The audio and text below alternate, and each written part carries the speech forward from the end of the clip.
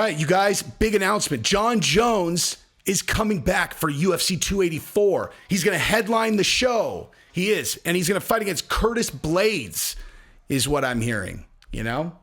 Let me give you a visual of how much I believe that that's going to happen.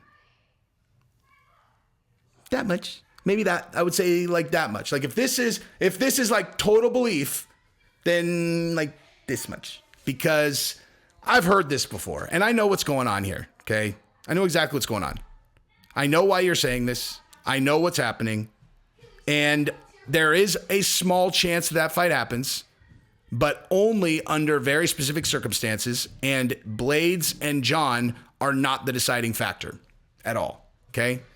Now, Stipe is out. We'll talk about that too. Now, if you like the content, go ahead and subscribe and ring the bell.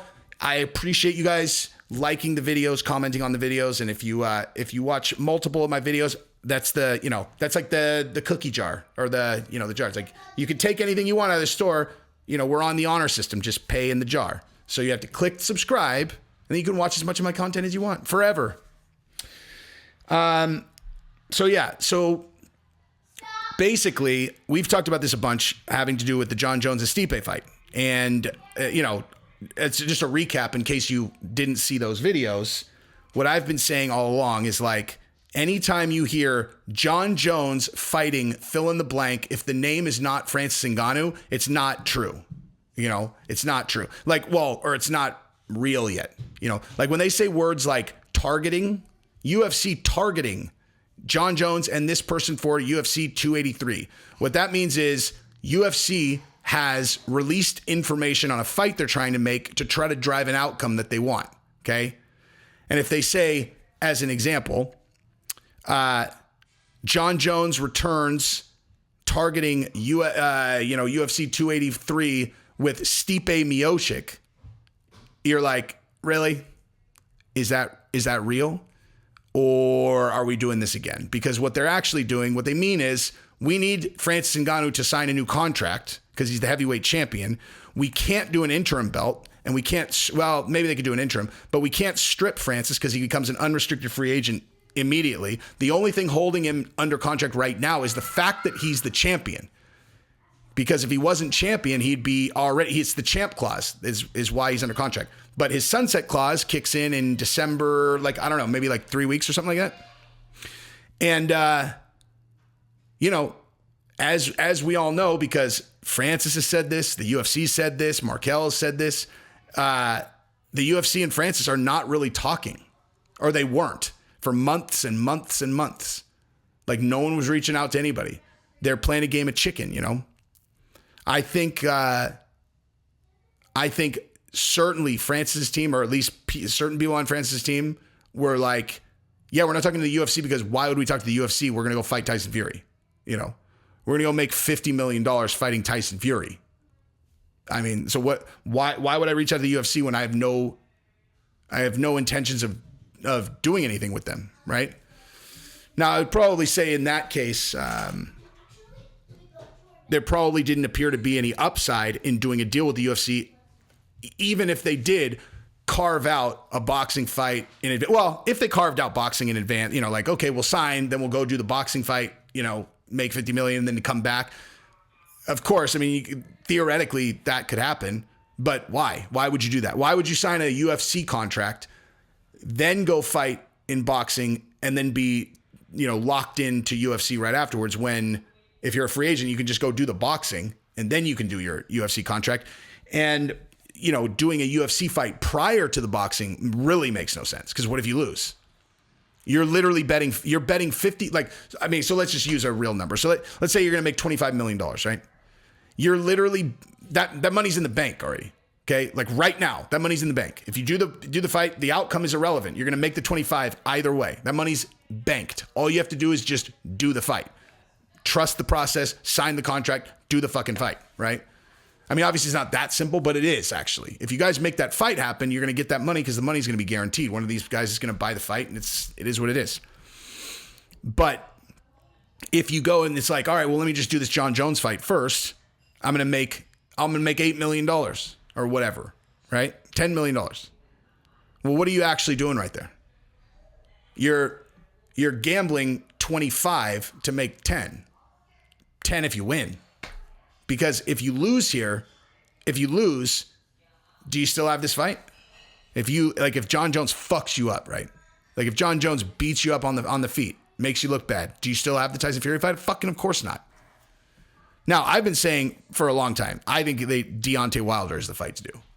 And I think if the UFC is going to be talked into doing boxing, that's the fucking fight. It's not Tyson Fury. Because if the UFC gets cornered and they end up having to do a deal like this, which they're not going to want to do, but they're fucked if they do and fucked if they don't. Because if Francis is serious about leaving and doing boxing either way, I mean, you know he can do it without you guys. I mean, you know it. It's better with the UFC, but, well, maybe not. That's the other thing to consider, dude.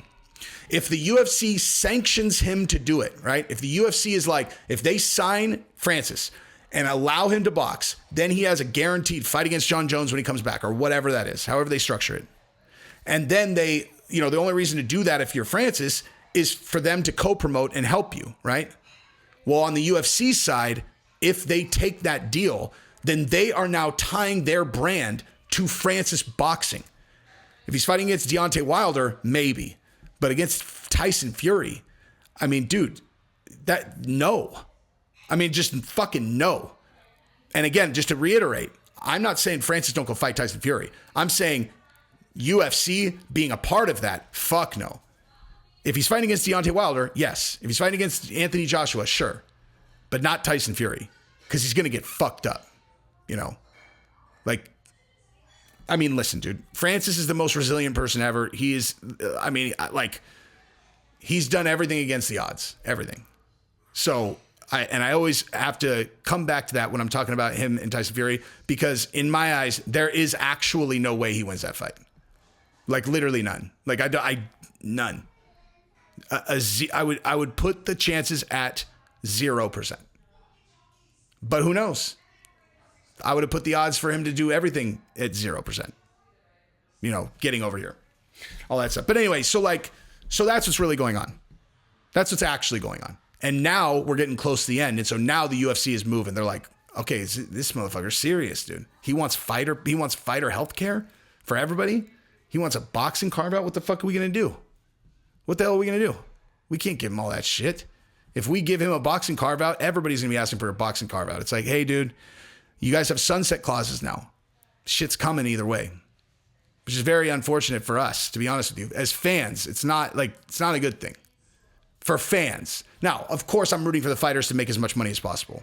But if you're a fan and your only concern is getting the best fights that you can, you want these guys locked in. You know what I mean? You do. You don't want them, like, I want to see Francis fight in boxing because I really genuinely like Francis, and I want him to make as much money as possible, be as successful as possible for him and his entire team. But as a combat sports fan, what the fuck? Like, of course I want him to fight in MMA against Jon Jones. You know what I mean? But yeah, so there's that. Now, the reason why they're going with Curtis Blades instead of Stipe is because Stipe is 40 years old and he's impossible to deal with. He's probably just like, no, fuck them. They have disrespected Stipe so much it's kind of crazy. So I don't, Stipe he's still a full-time fireman, man, and he's been making millions of dollars doing the fights. If I was going to guesstimate, I would bet you that Stipe has taken money from his fights. He's bought his house outright. He's bought a couple cars outright. And I bet you he banked all the rest and he lives on his firefighter stuff. I would bet that. And so it's all just like, he doesn't need the fucking money. So, it is what it is. And so Curtis Blades, of course he'll take that fight, but Jon Jones, they don't want to fucking do that fight. Now, one thing is, hey, why do you think they're not floating? Why do you think they're not doing Jon Jones against Cyril Gahn? You ever think about that? Why do you guys think? Why do you guys think? Answer. Because Cyril Gahn might fuck him up, dude. They like the Curtis Blades matchup better, They do not want Jon Jones to lose. Like if they end up having to, do a Jon Jones fight before Francis will sign, they're trying to maintain the ability to do a Francis versus Jon super fight. And Jon must have gotten a new contract because now he's antsy to fight. You know what I mean? Anyway, that's what I got. Love you guys. Peace.